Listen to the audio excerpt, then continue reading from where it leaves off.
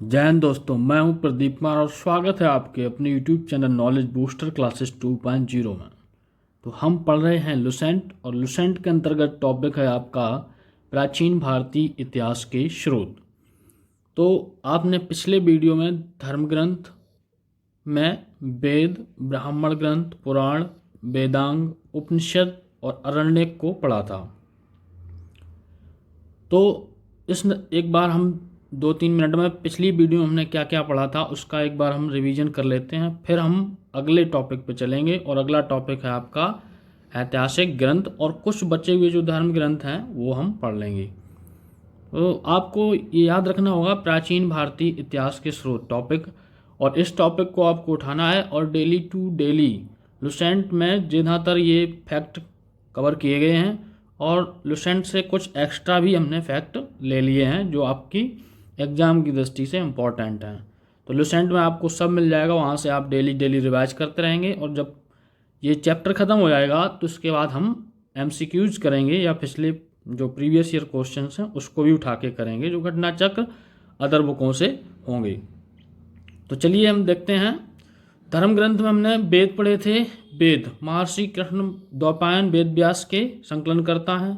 वेद कितने थे अपने? वेद कितने थे? 4 वेद, ऋग्वेद, सामवेद, अथर्ववेद और यजुर्वेद। ठीक है, तो चारों वेदों को एक साथ अगर हम बोल दें तो क्या बोलते थे? संहिता बोलते थे। क्वेश्चन आ जाता है संहिता क्या है।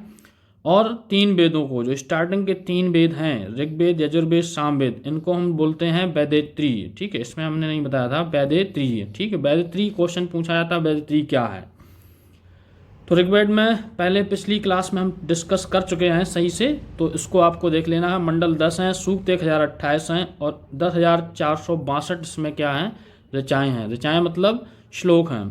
जो श्लोक बोल रहे हैं तो कितने हैं इसमें? इतने हैं। ठीक है, श्लोक से मिलके क्या बनते हैं? सूक्त बनते हैं। सूक्त से मिलके मंडल या बोल दें अध्याय। ठीक है, तो ऋग्वेद के बारे में हम पूरी जानकारी सही से पढ़ चुके थे। ऋग्वेद के बाद अगर हम देख लें तो आपका ज़्यादातर चीज़ें हमने पिछले वाले वीडियो में कवर की हैं।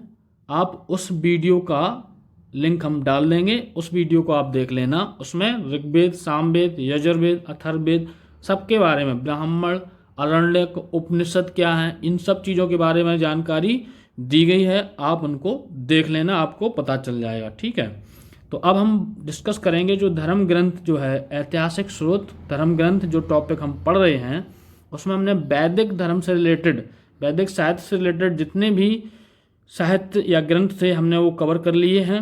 और ज़्यादातर ग्रंथ इसमें कवर किए गए हैं जो अपने लुसेंट में दिए गए हैं वो, और कुछ एक्स्ट्रा फैक्ट जो एग्जाम के लिए इम्पॉर्टेंट हैं वो भी कवर की गई हैं।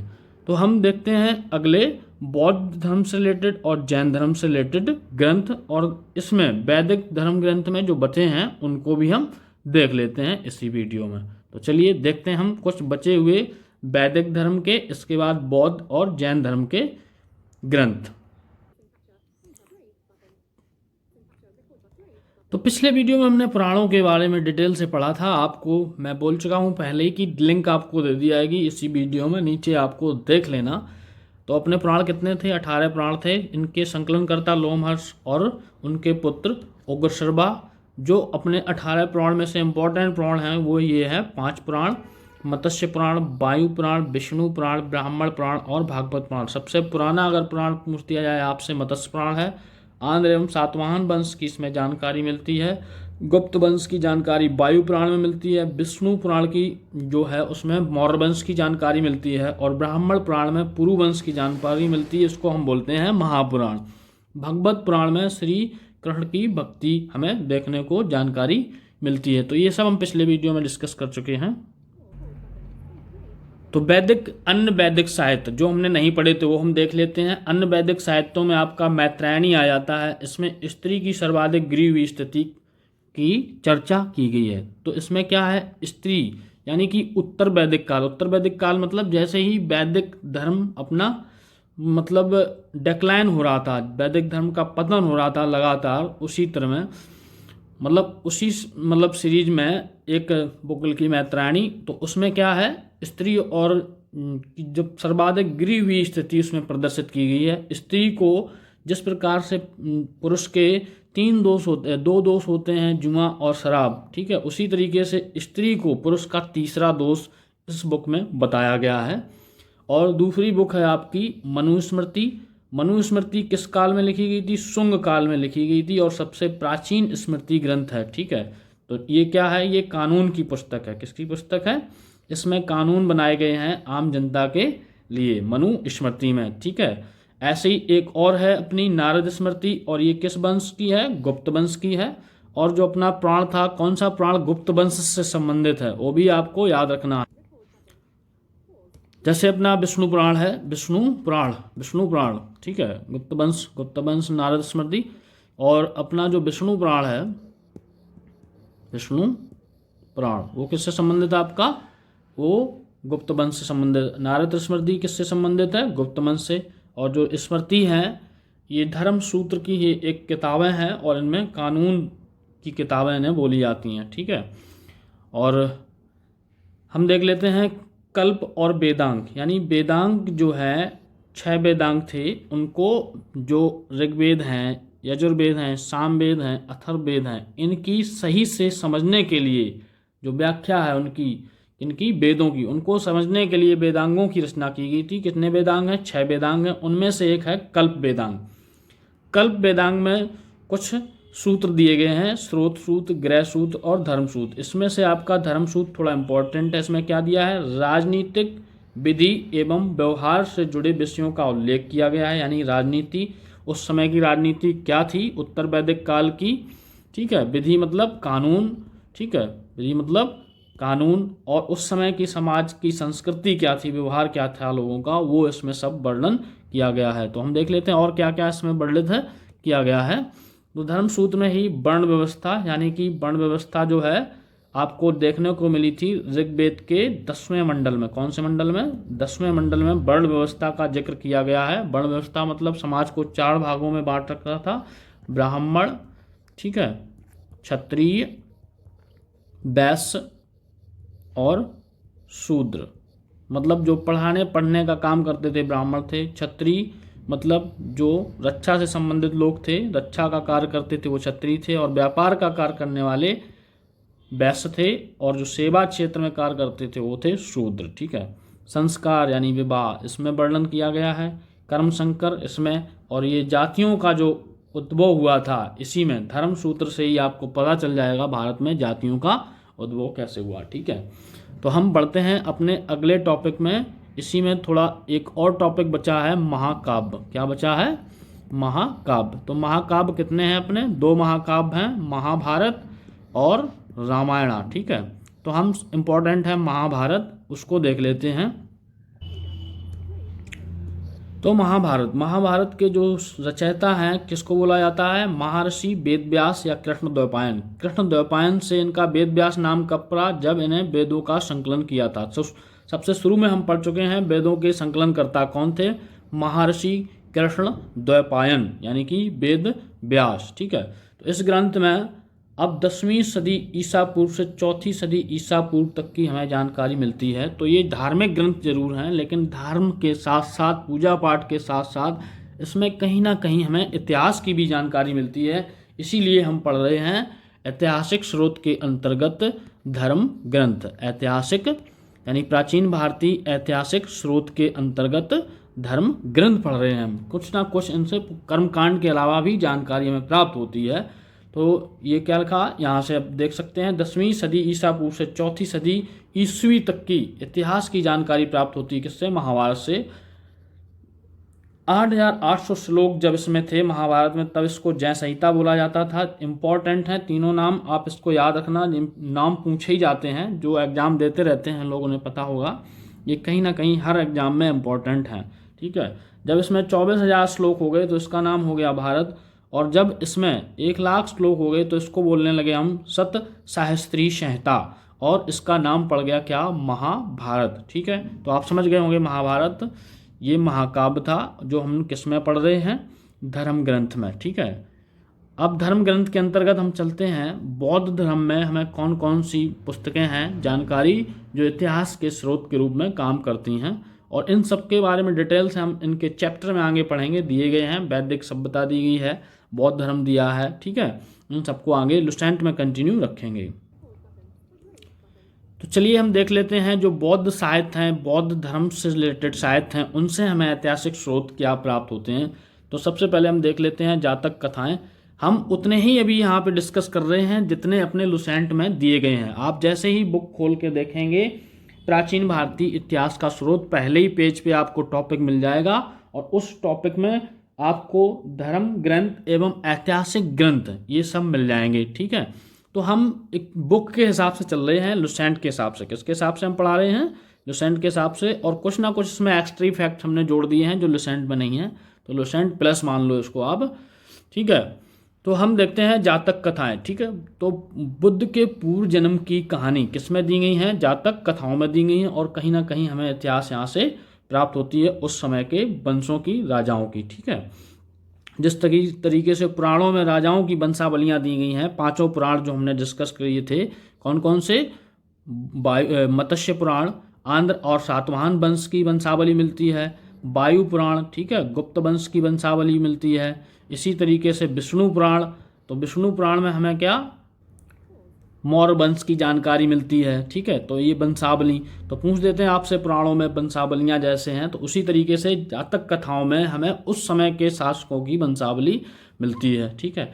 और अब दूसरा जो इसका इम्पोर्टेंट ग्रंथ है वो है त्रिपिटक। त्रिपिटक में क्या है? जो भगवान बुद्ध के द्वारा उपदेश दिए गए थे, उनकी मृत्यु के बाद भगवान बुद्ध की जो मृत्यु हो गई थी, इसके बाद में जो उनके व्याख्यान हैं या उनके द्वारा कहे गए संदेश हैं, उपदेश हैं, वो किसमें संकलित किए गए थे? त्रिपिटक में किए गए थे। त्रिपिटक को 3 भागों में बांट रखा था, विनय पिटक, सुत्त पिटक, अभिधम्म पिटक। और सुत्त पिटक को फिर 5 निकायों में बांटा था। आप अगले चैप्टरों में इसको पढ़ेंगे, जब हम बौद्ध धर्म पढ़ेंगे डिटेल से, आगे दिया गया है लुसेंट में, उसको हम कवर करेंगे, ठीक है। 5 निकाय में जैसे सबसे जो इम्पोर्टेंट निकाय है इसका अगुंतर निकाय, जिसमें 16 महाजनपदों का वर्णन किया गया है, ठीक है। इसे मध्यम निकाय है, ठीक है।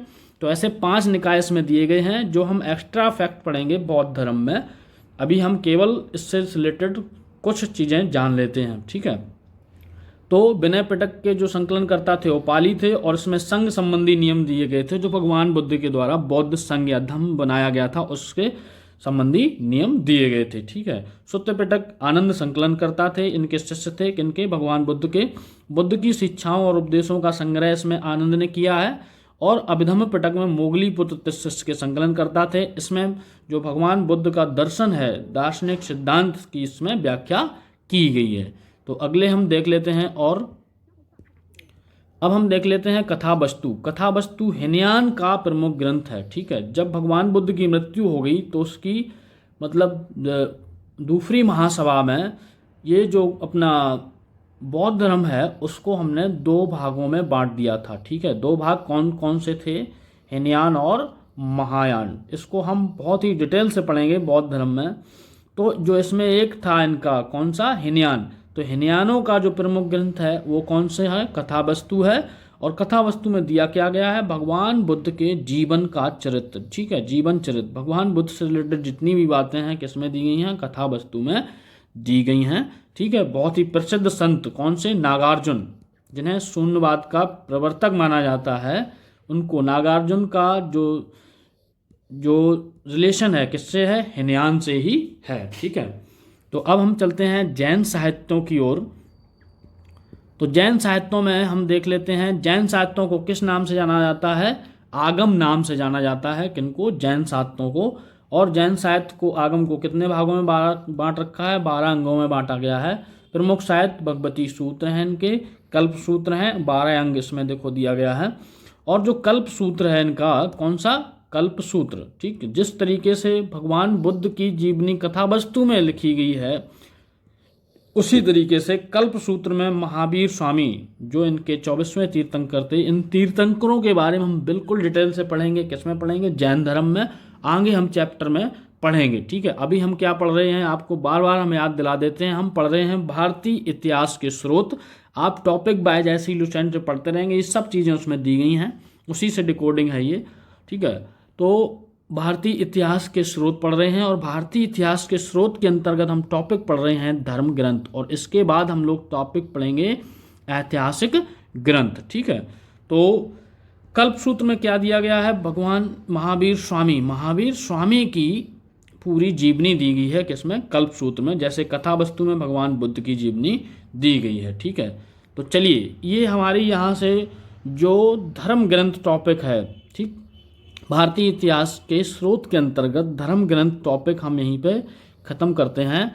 अब हम बढ़ते हैं ऐतिहासिक ग्रंथों की ओर। ठीक है, तो ऐतिहासिक ग्रंथ, ठीक है, तो हमने अभी धर्म ग्रंथ खत्म कर लिए हैं। ठीक, जो भारतीय इतिहास के यानी प्राचीन भारतीय इतिहास के स्रोत के अंतर्गत धर्म ग्रंथ टॉपिक अपना खत्म हो गया है। अब हम दूसरे टॉपिक पर चल रहे हैं, ऐतिहासिक ग्रंथ, और उसमें हम इस जो ये वीडियो है, लेक्चर है, इसमें हमने केवल लुसेंट में जो धर्म ग्रंथ यानी ऐतिहासिक ग्रंथ दिए गए हैं वही हमने कवर किए हैं। ऐतिहासिक ग्रंथ मतलब उस समय लिखी गई बुकें जिनसे हमें उस समय की राजाओं की जानकारियाँ प्राप्त होती हैं, इतिहास की जानकारी प्राप्त होती है, उसको हमने किस में रखा है, किस कैटेगरी में, ऐतिहासिक ग्रंथों में रखा है। ऐतिहासिक ग्रंथों के बाद हम लोग पढ़ेंगे विदेशियों के विवरण। आप क्या पढ़ेंगे इसके बाद, अगला वीडियो आएगा आपका विदेशियों के विवरण। ठीक है, कौन कौन से, जैसे ह्वेनसांग है, ठीक है, और फायान है, ये किस शासन काल में आए, किस समय आए, वो सब हम किस में पढ़ेंगे, विदेशी यात्रियों के विवरण में, क्योंकि वो कुछ ना कुछ लिख के गए हैं और उनसे हमें कुछ ना कुछ जानकारी प्राप्त होती है। अगला वीडियो अपना इसी पे होगा, और चौथा वीडियो होगा अपना किस पे, पुरातत्व साक्ष्य जो हमें मिले हैं, अभिलेख मिले हैं उनके ऊपर। और इन सब से कहीं ना कहीं दोस्तों ये आप मान के चलना, कहीं ना कहीं ये सब इम्पोर्टेंट इसलिए हैं क्योंकि जिस तरीके से हम किताब की सबसे पहला पेज होता है उसमें किताब की संपूर्ण जानकारी दी जाती है, इसी तरीके से प्राचीन भारतीय इतिहास की संपूर्ण जानकारी यहाँ पे आपको मिलेगी। जैसे हाथी गुफा अभिलेख है, ठीक है, और कौन से शासक के उसमें संबंधित था, खावेल, ठीक है, तो जितने अभिलेख हैं ये सब हम किस में पढ़ेंगे, चौथे वाले टॉपिक में, भारतीय पुरातत्व के यानी कि साक्ष्य जो हैं, अभिलेख हैं या फिर सिक्के हैं, ये सब हम पढ़ेंगे। किसी ना किसी तरीके से ये इम्पॉर्टेंट हैं, यहाँ से क्वेश्चन बनते हैं, तो आपको ध्यान से देखना होगा। ठीक है, इसके बाद जब ये चैप्टर खत्म हो जाएगा तब हम एमसीक्यूज करेंगे, प्रीवियस ईयर क्वेश्चंस करेंगे। ठीक है, तो चलिए देखते हैं हम पहला जो अपना है अर्थशास्त्र। ठीक, अर्थशास्त्र, इसके जो लेखक हैं वो कौन है, चाणक्य हैं।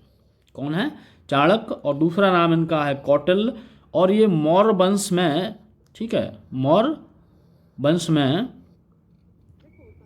जो शासक थे चंद्रगुप्त मौर्य, उनके प्रधानमंत्री थे। कौन, चाणक्य। मतलब चंद्रगुप्त मौर्य को राजा या शासक बनाने का कार्य ही सबसे ज़्यादा इम्पोर्टेंट जो रोल है किनका था, चाणक्य का था। ठीक है, तो चाणक्य अर्थशास्त्र के लेखक हैं। ये क्वेश्चन कई बार पूछा गया है, हर एग्जाम में कहीं ना कहीं आता है, इसमें पूछ दिया जाता है अर्थशास्त्र किससे संबंधित है, तो क्या लिखेंगे आप, राजनीति से, ठीक है, समाज से या आर्थिक स्थिति से पूछ दिया जाता है अर्थशास्त्र ग्रंथ किससे संबंधित है, तो आप लिखेंगे राजनीति शास्त्र से, उस समय की सामाजिक व्यवस्था से, आर्थिक स्थिति से, इन तीनों का वर्णन इसमें मिलता है।